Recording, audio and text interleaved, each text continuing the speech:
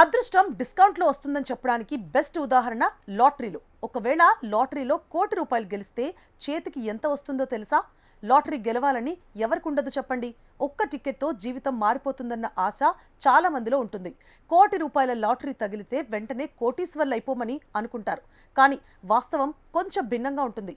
Lottery గెలిచిన మొత్తం డబ్బు నేరుగా ఖాతాలోకి వస్తుందా అంటే సమాధానం కాదనే చెప్పాలి. అందులో నుంచి పెద్ద మొత్తంలో ట్యాక్స్ కట్ అయిపోతుంది. భారతదేశంలో సంపాదించే దాదాపు ప్రతి ఆదాయపు పన్ను పరిధిలోకే వస్తుంది.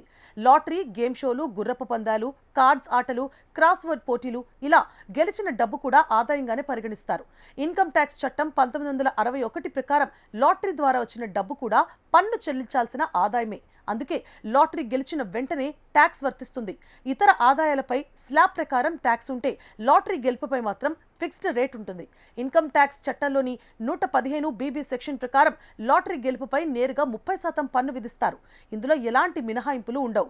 దీనితో పాటు surcharge, education cess, higher education cess కూడా వర్తిస్తాయి. ఉదాహరణకి ఒక వ్యక్తి లాటరీలో ₹1,00,00,000 గెలిస్తే మొదటి 30% ట్యాక్స్ కట్ అవుతుంది. అంటే 30 లక్షలు. ఆపై 10% సర్చార్జ్ వర్తిస్తుంది. విద్యా సెస్ కూడా కలుస్తుంది. ఈ మొత్తం కలిపితే సుమారు 33 లక్షల వరకు ట్యాక్స్ కట్ అవుతుంది. అంటే ₹1,00,00,000 లాటరీ గెలిచినా చేతికి వచ్చే మొత్తం మాత్రం సుమారు 67 లక్షల రూపాయలు మాత్రమే. లాటరీ గెలుపుపై ఎలాంటి బేసిక్ ఎగ్జంప్షన్ ఉండదు. ఇతర ఆదాయాల ట్యాక్స్ తగ్గించుకునే అవకాశం కూడా లేదు. గెలిచిన మొత్తంలో నుంచే ట్యాక్స్ కట్ చేసి మిగిలిన డబ్బు మాత్రమే విజేతకు అందజేస్తారు. అందుకే లాటరీ గెలిచిన వెంటనే ఖర్చుల ప్రణాళిక వేసుకునే ముందు ట్యాక్స్ విషయాన్ని తప్పనిసరిగా గుర్తుంచుకోవాలి.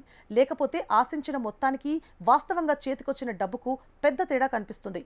అయితే ట్యాక్స్ రేట్లు, నిబంధనలు ప్రభుత్వ నిర్ణయాలను బట్టి మారే అవకాశం ఉంటుంది. కాబట్టి ఖచ్చితమైన లెక్కల కోసం ట్యాక్స్ నిపుణుల సలహాలు తీసుకోవడం మంచిది.